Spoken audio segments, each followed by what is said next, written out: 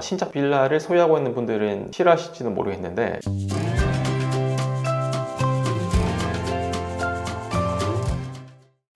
안녕하세요, 김민중 변호사입니다. 요즘 전세 계약 체결하시는 분들이 많은데요, 전세 보증금을 반환받지 못하시는 분들도 많아요. 그래서 이번 시간에는 전세 계약을 체결하시는 분들에게 매우 중요한 정보입니다. 그러니까 꼭 끝까지 한번 시청을 해보세요. 깡통 전세는 무엇인가? 깡통 전세를 당하지 않기 위해서는 어떻게 해야 되는 것인가? 우선 깡통 전세는 매매가가 전세가보다 낮거나 임대인이 세금 등을 미납해서 채무를 갚지 못해서 경매로 넘어가게 되었고, 경매 결과 내가 보증금을 다 반환받지 못하는 그런 상태의 계약을 말을 합니다. 그러면 깡통 전세 계약을 당하지 않으려면 어떻게 해야 될까요? 첫 번째로 시세를 정확하게 파악을 해야 됩니다. 우선 내가 들어가고자 하는 것이 오피스텔일 수도 있고 빌라일 수도 있고 아파트일 수도 있는데, 보통 시세를 잘 파악하지 못하고 매매가와 같거나 오히려 매매가보다 초과하는 금액으로 임대차 계약을 체결하는 경우가 많기 때문에 깡통 전세가 발생을 하는 것입니다. 그래서 해당 매물 근처에 있는 오랫동안 영업을 해온 것으로 보이는 공인중개사 사무실 여러 곳을 가셔서 한번 시세를 파악을 해보는 것입니다. 그러면 내가 전세 계약 체결을 할 때 보증금이 매매금보다 비슷한 수준인지 아니면 아주 근소하게 낮은 수준인지를 봐서 매매가에 근접하거나 매매가와 같다면 깡통 전세를 당할 가능성이 높구나 라고 생각을 하시면 됩니다. 꼭 여러 사무실에 가서 주변 시세를 확인해봐라. 그게 이제 방법이고요. 그리고 등기부 등본을 발급받아서 매매 가격을 확인을 하는 것입니다. 등기부 등본을 발급받아 보시면 이 호실에 해당되는 거래가 언제 얼마에 체결됐는지 나오는 경우가 있어요. 그러면 그 시기와 매매 가격을 보고 내 전세 보증금의 액수가 합당한지 적당한 가격인지를 확인할 수 있겠죠.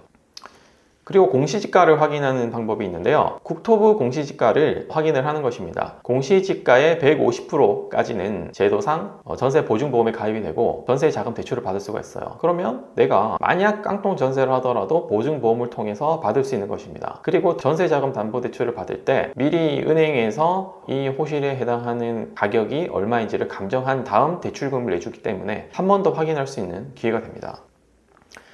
그리고 서울시 전월세 정보 몽땅 사이트에서 전세가율을 발표하기 시작했는데요, 전세가율을 보면 보통 해당 구에 따라 전세가율이 얼마인지 이렇게 기재를 해뒀습니다. 그래서 내가 들어가고자 하는 구의 전세가율이 높은지 낮은지, 높다면 내가 거주하고자 하는 그 호실의 시세가 적정한지 좀 더 면밀히 따져봐야 하는 것입니다.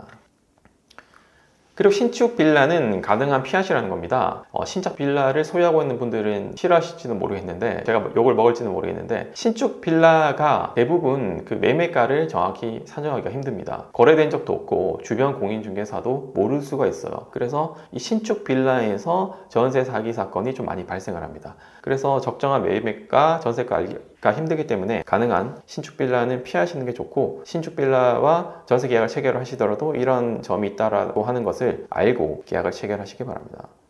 그리고 두 번째는 보증보험에 반드시 가입하기입니다. 보증보험에 가입을 하게 되면 허그 주택도시보증공사가 은행에 위임을 해서 보증계약을 체결하는 것이 맞는지 합당한지에 대한 1차적인 판단을 하게 되는데요, 그때 1차적으로 은행에서 시가 감정을 하게 됩니다. 그래서 적당한 가격으로 전세 계약이 체결되는 것인지를 확인을 하기 때문에 보증보험에 반드시 가입을 해서 이를 확인하실 수가 있고요. 그리고 보증보험에 가입을 하게 된다면 당연히 내가 보증금을 받지 못하게 되면 보증금도 받을 수 있으니까 좋겠죠. 그리고 보증보험은 반드시 2년 기간으로 가입을 하시라는 겁니다. 어떤 분들은 1년 기간으로 가입하시는 분이 있어요. 보험료를 줄이기 위해서 그렇게 하시는 분들이 계신데, 그런데 1년 뒤 다시 보증보험 계약을 갱신하려고 할 때 임대인의 동의가 없거나 협조가 없으면 갱신이 잘 안 되는 경우가 있어요. 그러면 내가 보증보험 계약에 적용을 받지 못하고 나중에 기간이 만료돼서 내가 보증금을 반환받고자 할 때 보증보험에 적용을 받지 못하게 될 수도 있습니다. 그리고 이사 당일 반드시 전입신고 확정일자를 받으셔야 한다는 것입니다. 전입신고와 확정일자를 받아야 대항력과 우선 변제 효과가 생기게 돼요. 그런데 내가 할 수 있었음에도 불구하고 뒤늦게 전입신고를 하거나 확정일자를 받았다. 그러면 허그 측에서는, 보증보험 회사 측에서는 당신이 늦게 전입신고하고 확정일자를 받았기 때문에 그 이후에 전세권, 저당권이 설정됐고 후순위가 되게 되었고, 그런 경우에는 내가 보증금을 지급할 수 없다라고 하면서 보증금을 지급을 하지 않는 경우가 있습니다. 그렇기 때문에 꼭 이사 당일 반드시 전입신고와 확정일자를 받아두시기 바랍니다. 그리고 세 번째는 국세 완납증명서, 지방세 완납증명서를 받기인데요.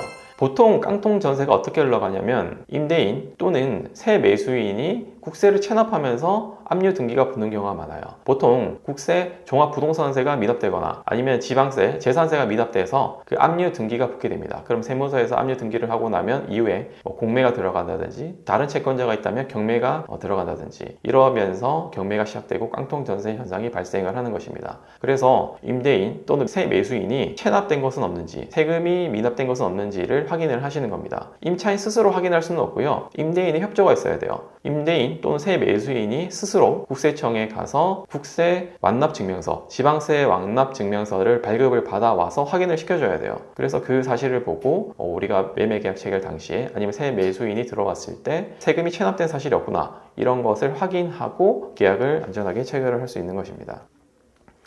그리고 네 번째는 계약 체결 시에 특약사항을 꼼꼼히 기재를 하시는 건데요. 보통 전입신고 후에 집주인의 명의 변경을 금지한다 라고 기재를 해두시는 것도 좋습니다. 대부분 자력이 없는 새 매수인이 들어오고 임대차 보증 기간이 만료됐을 때 보증금 반환을 청구하면 반환하지 않는 경우가 많아지면서 경매로 넘어가는 경우가 대부분이에요. 그래서 나는 새 매수인이 오는 것을 바라지 않는다. 전 주인이 신용이 높아 보이고 재산도 많아 보인다. 그럼 내가 당신을 믿고 임대차 계약을 체결을 했으니까 끝까지 내가 임대차 계약 기간 동안 너가 주인이었으면 좋겠다, 임대인이었으면 좋겠다라고 하는 것을 조건을 다는 것이죠. 그래서 현재 집주인 상태가 좋으면 이제 그렇게 하시면 되고, 만약에 주인이 변경된다 라고 했을 경우에는 나는 즉시 임대차 계약을 종료하고 임대차 보증금을 반환받도록 하겠다 라고 특약을 적어두시는 것이 좋습니다. 그러면 자력이 없는 신용불량자인 명의만 빌려주는 새 매수인이 등기가 되는 것을 방지할 수 있습니다.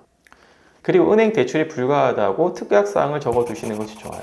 전입신고와 확정일자를 받으면 그날 대항력과 우선 변제가 생기는 게 아니라 그 다음 날에 영영시를 기준으로 대항력과 우선 변제가 생깁니다. 그래서 임대인이 그날 전입신고하고 확정일자를 임차인이 받는 그날에 돈을 빌려서 저당권을 설정을 하거나 또 다른 전세권을 설정하는 경우에는 임차인이 후순위가 되게 돼요. 이런 경우를 방지하기 위해서 임차인이 전입신고와 확정일자를 받은 다음 날까지 임대인은 저당권이나 전세권 등을 설정하지 못한다 라는 특약을 넣어두면 내가 더 우선순위를 누릴 수 있는 것입니다.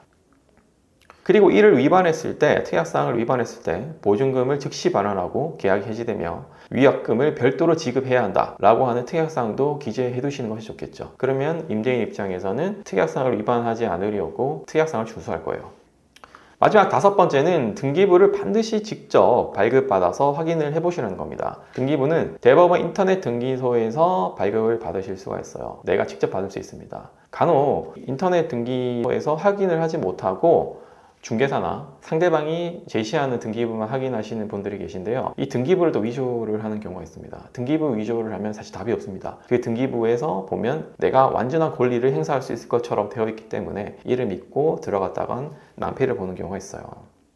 그리고 근저당권이 없어야 됩니다. 보통 근저당권이 걸려있고 너가 전세 보증금을 주면 내가 이 근저당권을 말소하겠다 라고 하면서 계약이 체결된 경우가 있는데요. 이런 경우는 좀 위험한 경우죠. 만약에 보증금을 받고 근저당권을 말소 안 하면 어떻게 될까요? 그러면 내 보증금을 다시 임대인에게 달라고 할 수밖에 없는데 임대인은 이미 그 보증금을 다 써버린 후에요. 그러면 임대인이 그 돈을 다 소비를 해버리면 나는 받을 길이 없게 됩니다. 그리고 가능한 주택임대사업자로 등록한 매물을 계약하시는 것이 좋습니다. 오랫동안 주택임대사업자로 등록을 해오고 임대를 내놓은 분들 같은 경우에는 대부분 자기가 투자한 금액을 회수했을 가능성이 높아요.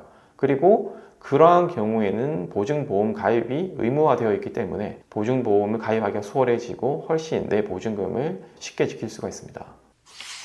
이번 시간에는 저희가 깡통 전세가 무엇인지, 깡통 전세를 당했을 때 어떻게 해결해야 하는지에 대해서 살펴봤는데요. 다음 시간에는 깡통 전세를 당했을 때 내가 어떻게 해결해야 되는지에 대해서 한번 살펴보겠습니다. 끝까지 시청해 주셔서 감사합니다. 좋은 하루 보내세요.